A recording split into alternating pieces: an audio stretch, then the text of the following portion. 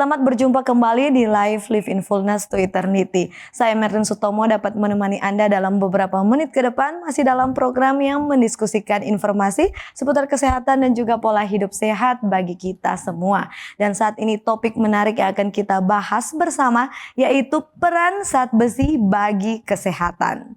Zat besi bukan hanya memberi warna merah pada sel darah kita hingga kita terhindar dari sebutan tampak pucat. Namun zat besi ternyata memegang peranan penting dalam kesehatan. Seberapa pentingkah itu dan apa saja peran zat besi bagi kesehatan kita? Dan saat ini telah tersambung dengan kami di studio Dr. Greg Sopakoli yang siap untuk memberikan informasi tentang peran vital dari zat besi ini. Dr. Greg menamatkan diri sebagai sarjana kedokteran dari Universitas Samratulangi Manado pada tahun 2014 silam. Kemudian beliau melanjutkan pendidikan dan meraih master degree dalam ilmu kesehatan masyarakat, bidang minat kajian administrasi rumah sakit pada tahun 2016. Sempat bekerja di beberapa rumah sakit di Manado dan pada tahun 2021 beliau baru menamatkan program pendidikan dokter spesialis ilmu penyakit dalam dari universitas yang sama. Saat ini Dr. Greg dipercayakan untuk melayani sebagai dokter spesialis penyakit dalam di RSUD Insinyur Soekarno, Kabupaten Pulau Morotai. Tiba saatnya kita untuk menyapa narasumber kita, Dr. Greg Sopakoli. Halo dokter. Halo. Apa kabarnya dokter? Luar biasa, puji Tuhan, baik sekali. Bagaimana kota Morotai? Ini aman-aman dok? Ya, puji Tuhan, aman, terkendali. Puji Tuhan ya. Ini dengar-dengar baru ya dari Manado visit. Nanti jalan-jalan ke studio lagi ya dok. Baik dokter, pada saat ini kita akan segera membuka diskusi kita sehubungan dengan topik zat besi ya dok. Kita akan membukanya, tetapi sebelumnya saya akan pimpin kita di dalam doa terlebih dahulu. Mari kita satu dalam doa. Ya Tuhan Bapa kekal dalam kerajaan surga, Bapa yang baik pada saat ini ya Tuhan, kami bersyukur kami masih diberikan kesempatan agar kami dapat belajar lebih banyak. Bagaimana ya Tuhan kami dapat hidup layak di hadapan-Mu. Khususnya pada saat ini kami akan membahas topik sehubungan dengan zat besi, kiranya ya Tuhan, Tuhan dapat pimpin kami agar kami dapat mengerti dan kami dapat gunakan apa yang kami akan dengarkan untuk menjadi kepujian nama Tuhan. Ya Tuhan, pada saat ini kami berdoa khusus untuk narasumber kita yaitu Dr. Greg Sopakoli yang sudah bersama-sama dengan kami terhubung melalui internet. Kiranya ya Tuhan bantu ya agar dapat berkata-kata sesuai dengan kehendak-Mu, agar kiranya dapat memberikan apa yang terbaik bagi kita semua. Ya Tuhan, kiranya Tuhan menyertai program kami sepanjang program hingga pada akhirnya ya Tuhan. Kami bawa doa ini di dalam nama Yesus. Amin. Amin. Baik dokter, kita akan break sejenak dok. Dan sahabat Live jangan kemana-mana, kami akan kembali setelah pesan-pesan yang satu ini. Tetap bersama kami di Live in Fullness to Eternity. Tahukah Anda, buah adalah sumber vitamin dan antioksidan alami yang dapat meningkatkan metabolisme tubuh. Sayur memperlancar buang air besar dan dapat menurunkan risiko terkena berbagai penyakit kronis. Selalu mengonsumsi air mineral untuk menjaga keseimbangan cairan tubuh. Berolahraga dengan teratur dapat membantu kita mengendalikan berat badan. Selalu beristirahat yang cukup agar tubuh tetap sehat dan bugar. Jangan lupa untuk selalu menyaksikan program live di YouTube channel Cornelius Media, Bridge to the Truth.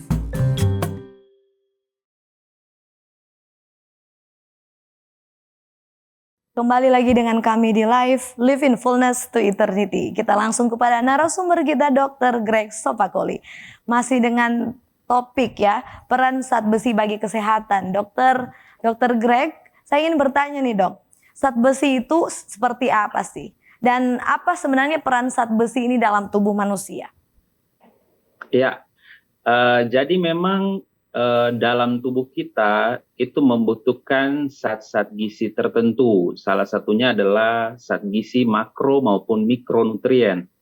Nah, dalam tubuh yang masuk dalam makronutrien itu seperti karbohidrat, lemak maupun protein. Sedangkan pada mikronutrien itu seperti salah satunya adalah zat besi. Ada juga zinc, selenium, magnesium dan lain-lain. Tapi zinc merupakan salah satu mikronutrien atau mikroelemen yang merupakan hal yang cukup penting dibutuhkan untuk tubuh dalam menjalankan berbagai mekanisme yang ada di dalam tubuh untuk aktivitas sehari-harinya. Oke, dokter. Dan manfaatnya itu sendiri apa aja, dok? Jadi memang zat besi itu diperlukan untuk semua golongan, baik dari ibu hamil, kemudian untuk janin, kemudian juga untuk anak balita, remaja, dewasa muda, sampai orang dewasa. Itu sangat memerlukan zat besi. Karena zat besi itu sangat diperlukan salah satunya untuk pertumbuhan maupun perkembangan, kemudian sangat dibutuhkan juga untuk perkembangan otak, dan juga dibutuhkan untuk quality of life atau kualitas sehari-hari, fungsi kognitif seseorang atau daya ingat, sehingga memungkinkan seseorang itu hidup secara produktif dalam melakukan aktivitasnya sehari-hari. Jadi banyak sekali organ yang terkait yang membutuhkan akan zat besi ini, sehingga bisa menjalankan fungsinya secara maksimal. Seperti itu. Baik. Nah, dokter, ini dengan kata lain dibutuhkan di dalam sel darah. Benar begitu, dok?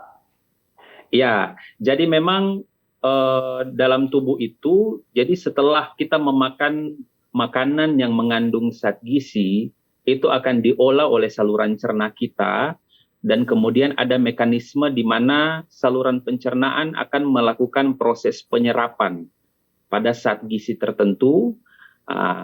Dalam hal ini adalah elemen besi yang diperlukan oleh tubuh.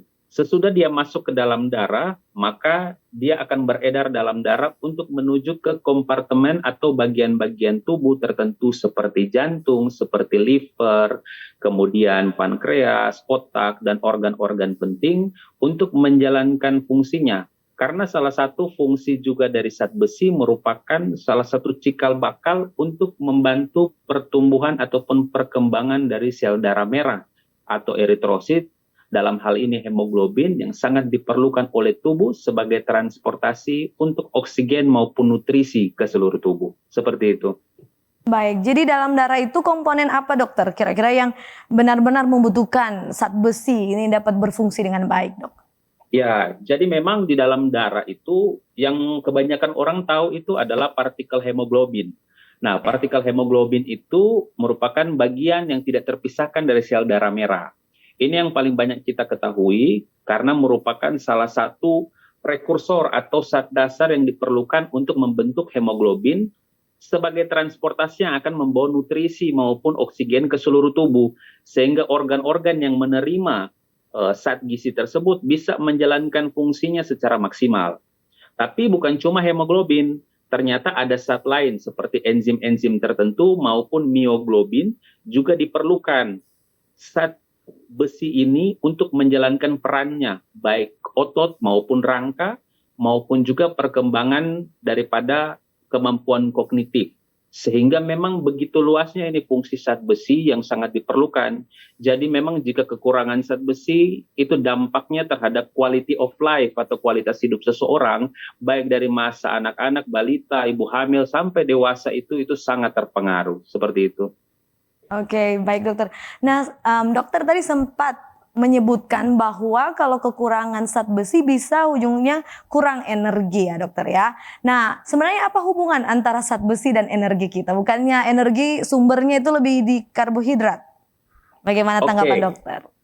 Ya, jadi memang zat besi ini seperti yang sudah saya sampaikan tadi merupakan satu prekursor atau cikal bakal zat yang akan membentuk hemoglobin. Nah, hemoglobin ini seperti kita ketahui adalah salah satu alat transportasi. Alat transportasi yang dibuat oleh tubuh untuk membantu membawa nutrisi maupun oksigen ke seluruh tubuh, terutama organ vital seperti otak, jantung, paru, ginjal. Jadi dia sebagai pembawa, dia yang akan membawa zat gizi tersebut, nutrisi tersebut. Nah, salah satunya karbohidrat yang tadi disampaikan, untuk membantu dalam pembentukan energi sehingga organ-organ yang mendapatkan akan hemoglobin yang sudah berisi nutrisi maupun oksigen itu bisa menjalankan fungsinya secara maksimal karena mendapatkan nutrisi adekuat dari si transportasi atau pembawanya, sehingga organ-organ yang mendapatkan pasokan nutrisi maupun oksigen dari hemoglobin atau partikel dari sel darah merah ini bisa menjalankan fungsinya secara adekuat atau secara maksimal. Seperti itu. Nah dok, katanya nih ada 2 jenis zat besi dalam makanan. Itu yang dimaksudkan itu apa? Ya, jadi memang perlu kita ketahui bahwa dalam partikel makanan atau nutrisi itu akan dipecah oleh saluran cerna dalam bentuk besi hem dan juga besi non-hem. Besi hem ini itu banyak terdapat pada daging-daging, ikan, ataupun telur. Jadi yang harus kita ketahui bahwa itu disebut dengan protein hewani, ya, di mana dia mengandung zat gizi, dalam hal ini elemental besi yang akan dipecah oleh saluran cerna untuk diserap. Sedangkan besi non-hem itu lebih ke protein nabati seperti tumbuh-tumbuhan, sayuran maupun kacang-kacangan. Nah, inilah yang membedakan kedua sumber daripada zat gizi elemental besi yang bisa kita pakai atau diperlukan oleh tubuh untuk menjalankan fungsinya sebagai prekursor untuk pembentukan hemoglobin, mioglobin, dan lain-lain. Seperti itu. Nah, tadi dokter sebutkan ada yang sumbernya jenisnya itu sepertinya ada yang dari tumbuhan, ada juga yang dari hewan ya. Nah, dari sumber-sumber ini kira-kira mana yang kita bisa spesifik? Oh, ini tumbuhan ini yang kaya akan zat besi, yang ini yang kaya akan zat besi untuk hewani, seperti itu. Mungkin bisa diberikan contoh. Jadi memang sahabat semuanya perlu ketahui bahwa paling penting memang dari antara kedua protein hewani maupun nabati ini dua-duanya sama penting. Tapi memang tingkat penyerapan yang paling cepat dan bagus itu ada pada protein hewani. Nah, protein hewani itu ada pada daging, ya, daging merah, ikan, ataupun pada telur, ya.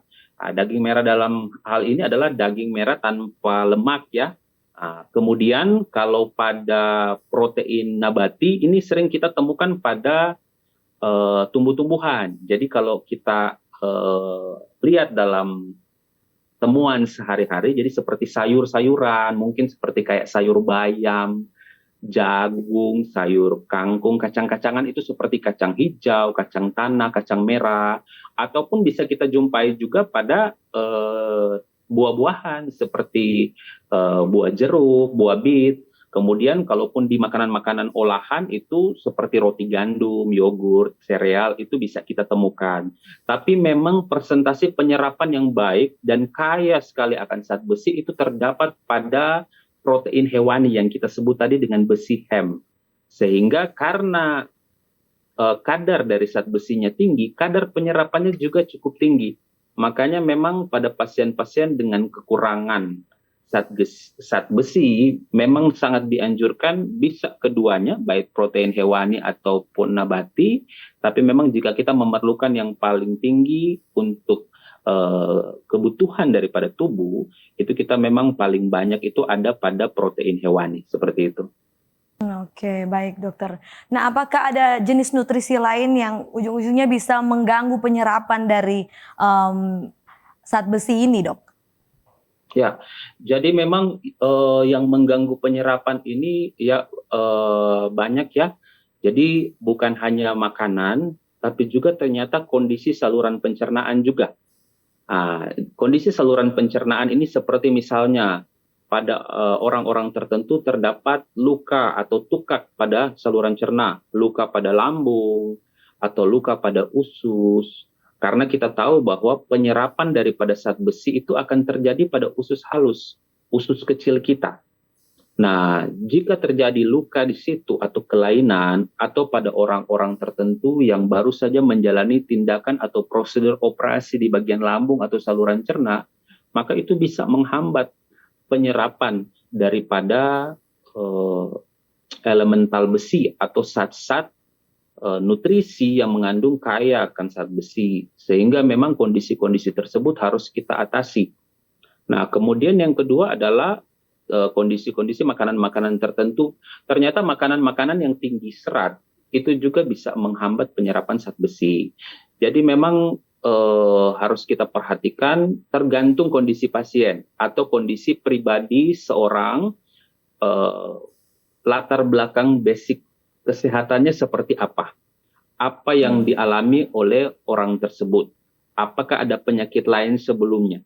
Sehingga dari situ kita bisa mengatur kira-kira diet seperti apa yang bisa diterima oleh orang tersebut dengan sumber-sumber besi yang kita temukan baik dari protein hewani maupun protein nabati. Seperti itu. Oke. Nah, dokter, sehubungan dengan penyerapan itu sendiri ya, vitamin C disebut dapat meningkatkan penyerapan zat besi ini. Apa benar demikian? Iya, jadi saya setuju. Jadi memang vitamin C ini memang selalu kita sosialisasikan baik untuk ibu hamil, orang-orang yang memiliki penyakit kronik, ataupun anak-anak yang masih dalam tahap tumbuh kembang, itu sangat memerlukan vitamin C. Karena vitamin C ini juga salah satu mikronutrien yang diperlukan tubuh untuk membantu meningkatkan penyerapan zat besi.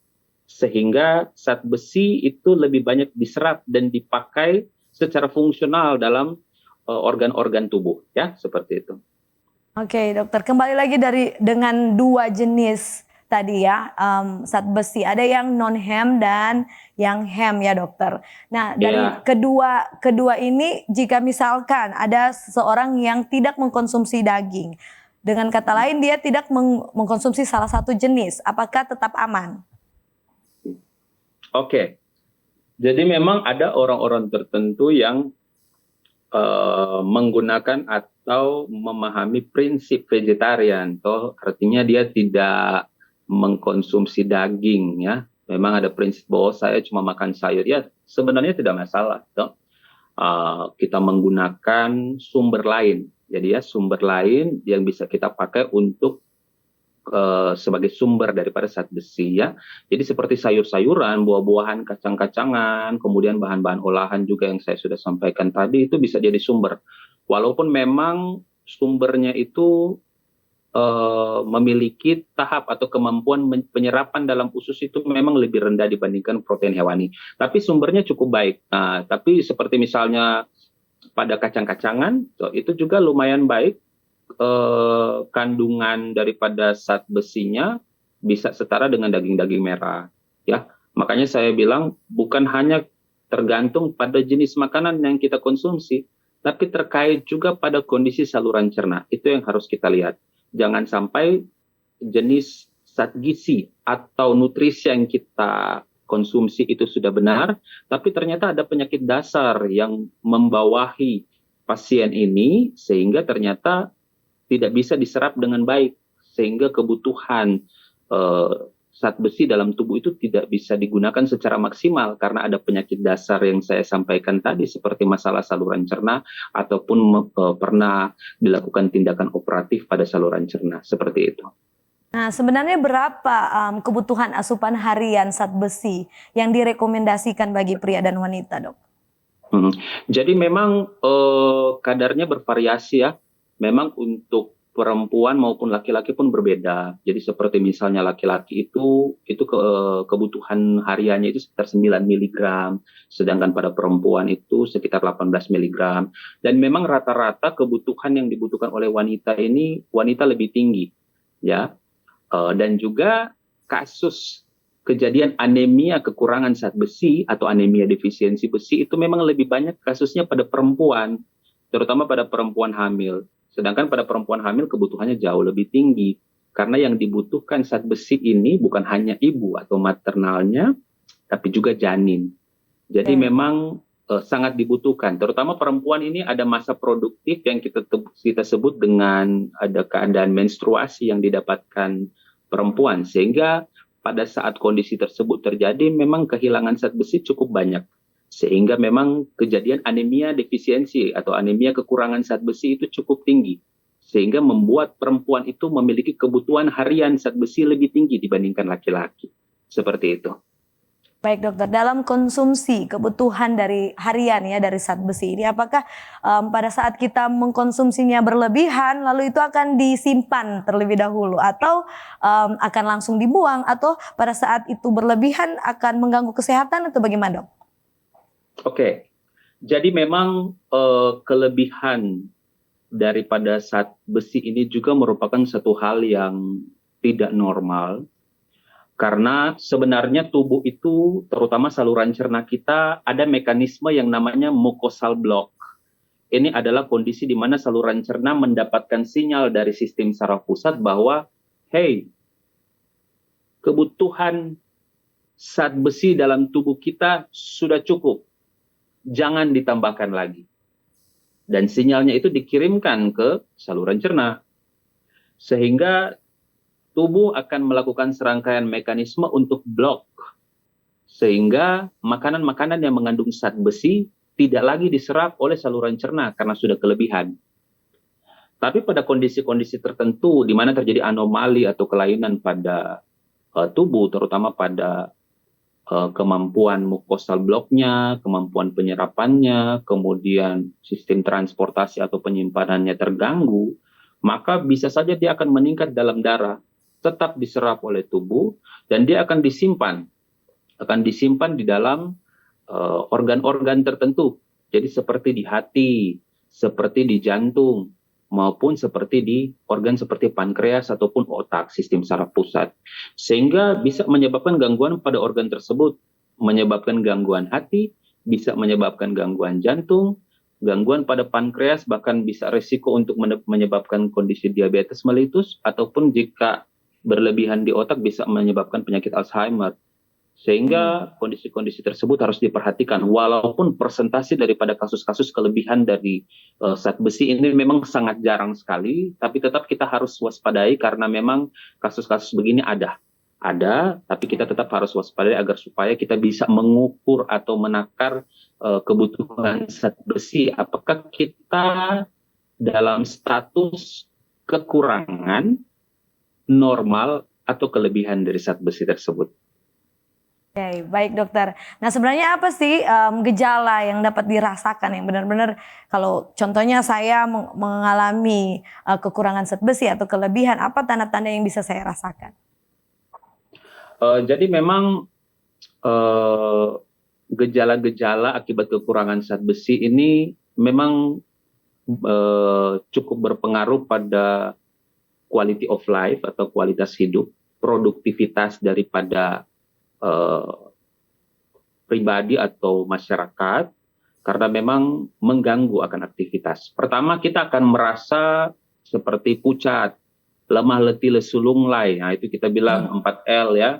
Kemudian terjadi penurunan berat badan, kemudian gangguan pada fungsi kognitif. Nah, kemudian kita akan merasa lemas-lemas. Jadi pada orang dengan kekurangan zat besi, hidupnya tidak produktif. Pada anak-anak ataupun justru pada balita, itu bisa terjadi gangguan tumbuh kembang. Nah, mengapa? Karena memang terjadi kekurangan zat besi ini bisa terjadi dari zaman maternalitas, dari ibu hamil sampai dia melahirkan. Nah, sedangkan pada saat pasien sudah melahirkan atau wanita hamil itu dia sudah melahirkan, pemberian suplemental daripada zat-zat gizi ataupun preparat besi itu tidak bisa langsung kita hentikan. Karena kita harus menjaga tetap agar supaya tetap stabil. Karena pada orang dengan melahirkan kehilangan darah juga cukup banyak dan juga cadangan besi juga makin lama makin berkurang. Dan juga pada anak-anak yang baru lahir ataupun pada bayi, kita harus perhatikan pada anak-anak juga yang tidak mendapatkan ASI eksklusif itu sangat resiko untuk terjadi kondisi anemia defisiensi besi atau anemia kekurangan besi. Nah, kemudian masuk pada usia remaja di mana kemampuan kognitifnya terganggu, produktivitasnya terganggu, ya, sehingga kemampuan kerja, kemampuan aktivitas itu menurun. Kemudian mempengaruhi juga mentalitas kita. Jadi pada orang-orang tertentu, terutama pada remaja dewasa muda, itu bisa jadi mudah tersinggung, kemudian apatis, kemampuan konsentrasi dan belajarnya pun berkurang, sehingga memang sangat mempengaruhi akan eh, quality of life, produktivitas dari pasien. Ini kalau memang gejalanya hanya gejala dari kekurangan zat besi. Tapi semua kita harus lihat tergantung dari penyebabnya, karena kekurangan zat besi itu penyebabnya banyak. Jadi bisa dari karena kehilangan zat besi pada perdarahan saluran cerna. Kita tahu sekarang banyak orang dewasa juga yang banyak mengalami perdarahan saluran cerna, terutama di daerah Sulawesi Utara misalnya, dan di beberapa memang tempat di Indonesia juga itu juga banyak orang datang dengan perdarahan saluran cerna, misalnya karena sering mengobati obat-obat secara tidak bijak atau ada penyakit hati tertentu. Nah, itu kita harus perhatikan karena ini juga bisa menyebabkan kekurangan zat besi. Ataupun pada orang-orang dengan kelompok sosial ekonomi menengah ke bawah, terkadang zat gizi atau dietnya itu tidak adekuat. Ya, mungkin karena memang masalah ekonomi sehingga tidak bisa memenuhi akan zat gizi dari jenis-jenis makanan yang dikonsumsi.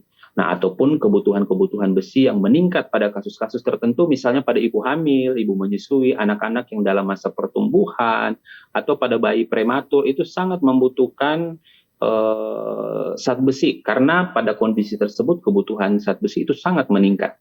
Jadi memang selain gejala anemia yang saya sampaikan tadi, kita perlu memperhatikan sebenarnya apa sih penyakit dasar yang membawahi atau mendasari terjadinya anemia karena kekurangan zat besi tersebut. Oke, kalau kita timbang-timbang nih dokter, tentunya lebih baik kalau seimbang ya. Tetapi kalau contohnya kita kelebihan atau kekurangan, mana yang lebih fatal dokter? Ya, oke. Jadi memang hal yang paling sering terjadi itu adalah kekurangan zat besi. Ya, itu merupakan kelainan yang paling banyak terjadi. Hampir 80-90% datang dengan anemia defisiensi besi. Sedangkan pada kasus-kasus kelebihan itu sangat jarang, ya. Tapi memang keduanya berbahaya. Nah, seperti saya sampaikan tadi, kalau misalnya seseorang dengan anemia defisiensi besi itu dia ada efek jangka panjang. Kalau misalnya dia mulai dari masa balita, kemudian anak-anak. Mengapa saya sampaikan demikian? Karena ini akan mempengaruhi akan perkembangan organ daripada balita atau anak-anak tersebut. Karena pada perkembangan organ nantinya dia akan menjadi permanen jika tidak segera dikoreksi. Jadi pada kasus-kasus tertentu misalnya malnutrisi ya, atau pada kasus-kasus stunting ya. Nah, itu kan memang kekurangan energi protein, kekurangan energi kronik. Nah, dengan berbagai macam zat gizi. Tapi kita kerucutkan pada saat ini kan kita membahas tentang kekurangan zat besi. Jadi memang kondisi-kondisi tersebut harus kita perhatikan ya, karena memang sangat mempengaruhi akan perkembangan ke depan kualitas hidup maupun produktivitas dari seseorang. Dan sekali lagi saya sampaikan, perhatikan penyakit dasar. Apa sih yang menyebabkan terjadinya anemia, kekurangan zat besi ini?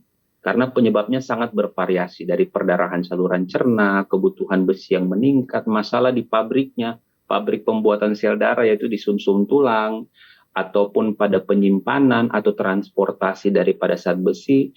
Jadi semuanya tergantung.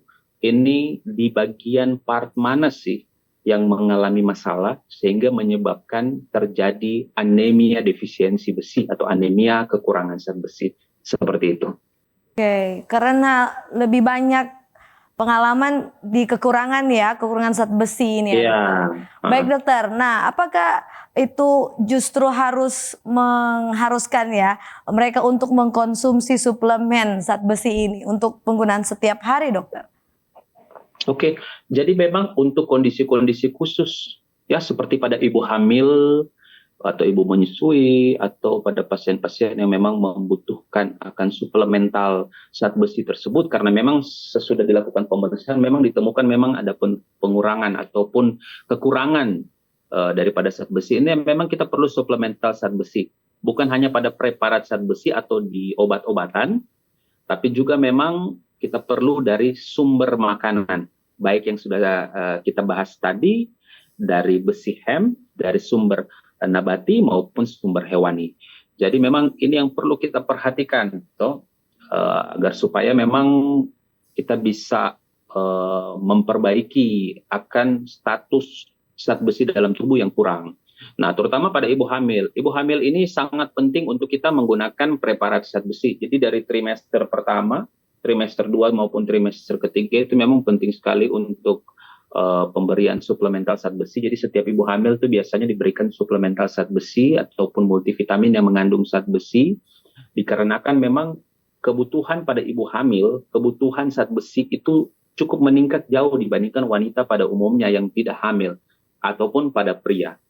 Nah, karena yang dibutuhkan ini bukan hanya ibunya saja, tapi janin juga membutuhkan. Jadi jika kebutuhan untuk ibu maupun janin ini tidak terpenuhi, maka bisa terjadi efek ataupun akibat yang terjadi pada janin. Misalnya janin ini akan menjadi kondisi prematur, atau dia lahir dengan berat badan lahir rendah, dan resiko untuk abortus dini itu tinggi, dan angka kematian maupun kesakitan pada ibu maupun janin itu meningkat. Jadi itu yang sangat-sangat diperhatikan oleh pemerintah dari Kementerian Kesehatan juga, karena ini merupakan satu hal yang harus ditangani di seluruh Indonesia, ya, di seluruh negeri ini, karena memang masih merupakan menjadi masalah kesehatan yang cukup serius, sehingga bisa mempengaruhi akan sumber daya manusia ke depannya.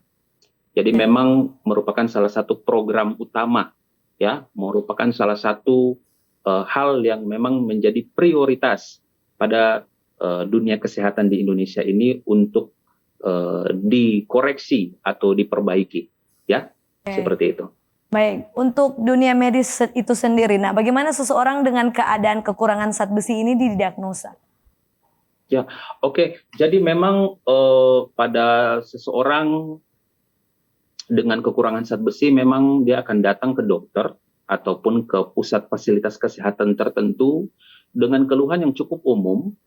Jadi memang bervariasi, karena banyak sekali pasien itu dia dengan keluhan lemah, letih, lesu, lunglai, dan itu bukan hanya keluhan yang terjadi pada pasien-pasien dengan anemia defisiensi besi atau anemia karena kekurangan zat besi, tapi banyak sekali penyakit lain yang datang dengan keluhan lemah badan, lesu, letih, ya, ataupun penurunan berat badan. Jadi memang keluhannya tidak spesifik, dan biasanya kita akan lakukan pemeriksaan penunjang tertentu. Tapi sebelum lanjut pada pemeriksaan penunjang, biasanya kita akan melihat pada pemeriksaan fisik, yaitu pasien itu dia memiliki kuku yang disebut dengan koilonychia. Kukunya bentuknya kayak sendok, ya. Kemudian lidahnya itu pada orang normal itu lidah itu dia memiliki tonjolan-tonjolan, ya, tonjolan-tonjolan yang sangat kecil. Jika kita merasakan punya kita sendiri, itu pasti ada tonjolan. Nah, pada orang dengan anemia karena kekurangan zat besi, jadi tampak licin, tonjolannya itu mengecil, yang kita sebut dengan atrofi papilidah. Jadi mengecil, sehingga tampak itu licin, ya. Kemudian pasien itu tampak dia pucat. Nah, jadi memang zat besi ini juga diperlukan untuk pertumbuhan daripada epitel. Epitel ini merupakan lapisan pada mukosa, misalnya di lidah, di kuku, sehingga dia sangat penting juga untuk pertumbuhan kuku, sehingga kukunya itu tidak seperti kuku berbentuk sendok atau spoon nail yang biasanya kita lihat. Kemudian sesudah kita melihat pemeriksaan-pemeriksaan tersebut, kita bisa beralih pada pemeriksaan penunjang, yaitu salah satunya adalah pemeriksaan laboratorium dengan kita memeriksa kadar hemoglobin atau sel darah merah. Nah, biasanya di sini kita bisa ketahuan, oh ternyata ada penurunan dari hemoglobin. Nah, kalau pada pria normal itu kadar hemoglobin itu 14 sampai 16, pada perempuan itu 12 sampai 14, dan pada ibu hamil itu biasanya dia kadar normalnya 11, di bawah 10 itu dikatakan anemia. Nah, jadi kondisi-kondisi tersebut harus kita perhatikan dan harus dilakukan screening ataupun pemeriksaan jika memang ada gejala-gejala ke arah anemia defisiensi besi. Ya, kemudian ada beberapa parameter lain seperti kita memeriksakan kadar zat besi, kemudian kita memeriksakan hapusan daerah tepi ataupun pemeriksaan kotoran atau feses. Mengapa kita harus memeriksakan kotoran? Kok HB rendah, anemia, kok periksa kotoran? Apa hubungannya? Nah, pada orang-orang tertentu atau pada penduduk yang tinggal di daerah tropis, Nah, itu kebanyakan memiliki mata pencaharian petani ataupun berkebun ya. Nah, mereka lebih banyak kontak dengan tanah sehingga resiko atau peningkatan kasus infeksi cacing tambang itu tinggi. Dan itu tidak sedikit terjadi di Indonesia. Sehingga pasien itu terkadang muncul dengan keluhan lemah letih lesu, penurunan berat badan, kadar Hb-nya juga sudah rendah, sehingga memang kita cari tahu lewat pemeriksaan, salah satunya pemeriksaan feses analisa atau pemeriksaan kotoran, ditemukan ternyata adanya telur daripada cacing atau ditemukan cacing. Nah, ternyata ini sebagai sumber penyebab, karena salah satu bahan makanan atau nutrisi yang diperlukan oleh cacing tambang adalah hemoglobin untuk membantu perkembangbiakannya ataupun membantu cacing tersebut untuk berkembang biak, mengeluarkan telur dan menetaskan akan larva ataupun cacing-cacing baru ya. Jadi itu yang harus kita perhatikan. Itu juga salah satu parameter pemeriksaan untuk mencari tahu kenapa sih terjadi anemia. Nah, dan memang masih ada pemeriksaan-pemeriksaan lain tergantung daripada penyakit dasar. Misalnya ada perdarahan saluran cerna, kita mesti lakukan endoskopi atau teropong untuk cari tahu sumber penyebab terjadinya perdarahan saluran cerna yang menyebabkan terjadinya anemia defisiensi besi atau anemia kekurangan zat besi. Jadi memang semuanya tergantung daripada apa sih sumber penyebab yang menyebabkan terjadinya kekurangan zat besi. Ya, mungkin seperti itu. Baik, terima kasih dokter untuk jawaban-jawabannya. Nanti kita sambung lagi setelah jeda ya dokter. Masih dalam topik peran zat besi pada kesehatan. Dan sahabat Live, kami akan kembali lagi tetap bersama dengan kami di Live in Fullness to Eternity. Diskusi dan kajian mendalam mengenai tokoh, tema, atau cerita tertentu di dalam Alkitab. Memberikan motivasi dan bimbingan untuk menggunakan metode yang tepat dalam membaca Alkitab. Selalu saksikan program Depth Inside Growth setiap hari Jumat pukul 19 waktu Indonesia Tengah di YouTube channel Cornelius Media, Bridge to the Truth. Terima kasih Anda masih setia bersama dengan kami di Live in Fullness to Eternity. Kita kembali kepada narasumber kita Dr. Greg Sopakoli masih dalam topik yang sama, peran zat besi bagi kesehatan. Baik dokter, kita tadi sempat sebutkan suplemen zat besi. Nah ini cocoknya digunakan atau dikonsumsi kapan? Sebelum makan atau setelah makan dokter? Oke, jadi memang untuk suplemental zat besi ini alangkah baiknya dikonsumsi pada saat perut kosong. Jadi sebelum makan, karena mencegah jangan sampai zat besi yang diserap itu tidak maksimal karena ada interaksi dengan zat makanan. Makanya memang sangat diperlukan dikonsumsi dalam keadaan perut kosong, khusus untuk elemental besi. Tapi ternyata ada orang-orang tertentu yang tidak bisa menerima akan elemental besi ini dalam kondisi perut kosong. Contohnya pada kasus-kasus orang yang dengan sering sakit mah, atau dia juga ada masalah saluran cerna. Jadi sehingga jika mengkonsumsi obat dalam keadaan perut kosong bisa menyebabkan mual muntah atau nyeri perut yang berarti yang mengganggu. Nah, pada kondisi seperti ini kita bisa berikan elemental besi pada saat makan atau sesudah makan. Ya, memang risikonya untuk terjadinya penurunan daripada penyerapan daripada zat besi. Tapi pada kondisi tersebut tetap kita tingkatkan selain menggunakan suplemen besi, kita juga menggunakan protein nabati ataupun hewani yang menjadi sumber daripada zat besi tersebut. Sehingga nanti akan diakumulasi oleh tubuh, diserap oleh tubuh sesuai dengan kebutuhan harian ya. Kebutuhan harian dari masing-masing. Baik itu pria, wanita, atau pada keadaan-keadaan khusus seperti ibu hamil. Ya, seperti itu. Ya, untuk timingnya atau waktu yang paling tepat, apakah pagi atau malam yang lebih tepat dikonsumsi? Ya, memang untuk waktu yang paling bagus itu disarankan memang pada saat malam hari. Mengapa pada malam hari? Karena efek samping dari suplemen besi itu sering menyebabkan mual.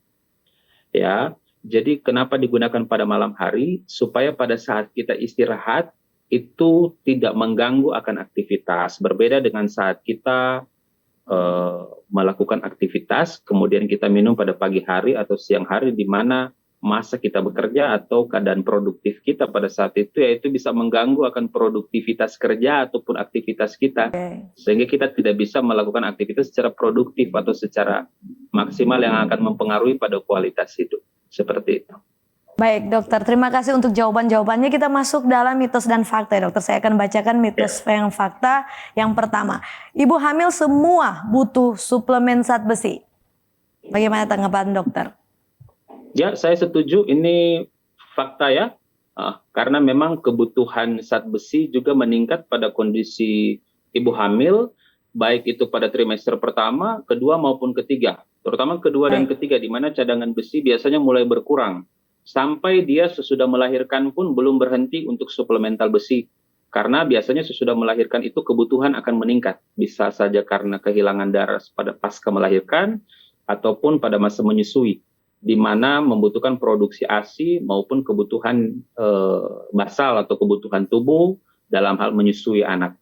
Baik, seperti dokter. itu. Ya. Baik, nah berikutnya, konsumsi mie instan menyebabkan kekurangan zat besi, mitos atau fakta? Ya. Kalau menurut saya itu mitos ya. Mengapa? Dia tidak menyebabkan kekurangan zat besi, tapi dia tidak menyebabkan bertambahnya zat besi dari tubuh. Jadi bukan merupakan sumber daripada zat besi. Nah, jadi memang diperlukan itu bukan hanya karbohidrat, tapi dari mikronutrien seperti yang saya sampaikan tadi, seperti protein nabati maupun protein hewani. Sedangkan mie instan itu tidak masuk dalam kategori protein nabati maupun protein hewani. Jadi memang mie instan ini tidak bisa menjadi satu jenis makanan pokok untuk meningkatkan zat besi dalam tubuh. Makanya kita bisa lihat misalnya mahasiswa atau anak-anak remaja sekarang yang mungkin merantau ya, kemudian mungkin hanya tinggal kos-kosan, lebih banyak mengkonsumsi mie instan, itu kebanyakan mereka kualitas hidup juga kurang baik. Karena apa? Makanya kebanyakan mie, ya dalam tanda kutip kita bilang ya cari instan ya, cari gampang untuk bisa makan saja, tapi tidak memperhatikan akan kebutuhan zat gizi, seperti itu. Baik, satu lagi yang terakhir ya dokter untuk mitos dan fakta. Minum kopi setelah makan dapat menghambat penyerapan zat besi. Ya, kalau itu fakta, saya setuju. Jadi memang kita perlu durasi ya. Kita perlu durasi waktu yang tepat untuk kita minum kopi ataupun teh ya. Jadi kita tidak bisa misalnya sementara mengkonsumsi makanan-makanan yang mengandung zat besi, kemudian sementara makan kita minum kopi, atau bahkan pada saat selesai makan kita langsung meminum kopi ataupun teh. Tentu ini akan menghambat penyerapan zat besi. Jadi ya percuma kita mengkonsumsi, misalnya kita sudah hitung ini kok banyak ya, ini kebutuhan zat besi dalam makanan untuk memenuhi kebutuhan zat besi, tapi sesudah itu kita mengkonsumsi akan kopi ataupun teh. Sehingga yang harusnya dikonsumsi sekian 100%, misalnya cuma diabsorpsi atau diserap cuma 60 ataupun 50%. Sehingga tidak bisa memaksimalkan kemampuan daripada organ-organ tertentu, organ-organ vital dalam tubuh untuk menjalankan fungsinya dengan baik ya, seperti itu. Baik dokter, terima kasih banyak untuk jawaban-jawaban yang sudah diberikan kepada kami sahabat live ya. Dan sekarang kita akan segera menutup diskusi kita. Bisakah saya minta dokter untuk sedikit memberikan closing statement, apa saja yang paling penting untuk disimpan bagi sahabat live sekalian. Silakan dokter. Ya, jadi kekurangan zat besi ini merupakan salah satu masalah yang cukup diseriusi oleh pemerintah Indonesia, terutama dari Kementerian Kesehatan. Karena kekurangan zat besi ini sangat mempengaruhi akan produktivitas daripada sumber daya manusia atau penerus-penerus bangsa, di mana akan mempengaruhi pada outcome daripada masing-masing sumber daya manusia. Jadi kalau dari hamil, kemudian dari masa kecil, kemudian kita mengalami kekurangan zat besi, itu sangat mempengaruhi tumbuh kembang. tumbuh kembang bukan hanya tulang, bukan hanya secara fisik, tapi juga secara psikologi maupun mental. Sehingga bukan hanya secara fisik, tapi emosional juga maupun spiritual kita juga terganggu. Sehingga quality of life itu atau kualitas hidup kita ini akan terganggu. Sehingga akan menghasilkan produk-produk atau sumber daya manusia yang tidak baik atau kurang maksimal. Sehingga berpengaruh pada masa depan daripada bangsa kita. Jadi memang hal ini yang harus kita seriusi dan perlu untuk deteksi dini dan memperhatikan akan zat-zat gizi mana yang harus kita konsumsi sejak dini untuk mencegah terjadinya defisiensi besi atau kekurangan zat besi. Oke, seperti itu. Baik, terima kasih untuk closing statement yang luar biasa yang sudah dibagikan oleh dokter. Baik, pada saat ini kita akan segera tutup. Bisakah saya minta kesediaan dokter untuk pimpin kita di dalam doa tutup? Oke, baik. Mari kita berdoa. Terima kasih Tuhan untuk penyertaan-Mu, untuk kasih sayang-Mu kepada kami, sehingga pada beberapa waktu yang lalu sampai saat ini kami bisa menyelesaikan akan diskusi kami yang menarik pada saat ini. Sekiranya Tuhan, apa yang telah kami diskusikan ini bisa berguna, menambah wawasan maupun pengetahuan kami, agar senantiasa bisa kami praktekkan dalam kehidupan kami sehari-hari, sehingga seluruh informasi kesehatan yang kami dapatkan itu membuat kami bisa mengevaluasi diri agar supaya kami bisa menangani bahkan mencegah terjadinya keadaan-keadaan penyakit yang tidak kami inginkan yang mempengaruhi pada kualitas hidup kami ke depannya. Terima kasih Tuhan, berkati akan seluruh kegiatan-kegiatan ke depannya yang memberikan informasi kesehatan dalam bentuk apapun sehingga bisa memberikan informasi yang baik kepada masyarakat. Inilah kami Tuhan, seluruh kehidupan kami serahkan semuanya ke dalam tangan-Mu. Di dalam nama Tuhan Yesus kami berdoa. Haleluya, amin. Amin. Baik dokter, sekali lagi saya mengucapkan banyak-banyak terima kasih untuk ilmu dan juga waktunya yang sudah dibagikan bagi sahabat live sekalian. Baik, tidak lupa kami ucapkan terima kasih juga kepada pemirsa di rumah, sahabat Live Cornelius Media, dan Hope Channel Indonesia yang tentunya sudah mengikuti program ini dari awal hingga akhirnya. Namun sudah saatnya kami pamit mundur diri, demikianlah perjumpaan kita pada episode kali ini. Dan tentunya jika Anda merasa diberkati dalam program kami, Anda bisa share video ini melalui akun Facebook atau YouTube kami kepada keluarga dan sahabat yang Anda kasihi. Jangan melewatkan episode live selanjutnya, masih di hari dan waktu yang sama. Dan jangan lupa juga untuk tetap ikuti program Cornelius Media yang menarik lainnya. Akhir kata saya Merlin Sutomo dan seluruh kru yang bertugas mengucapkan sampai jumpa dan salam sehat.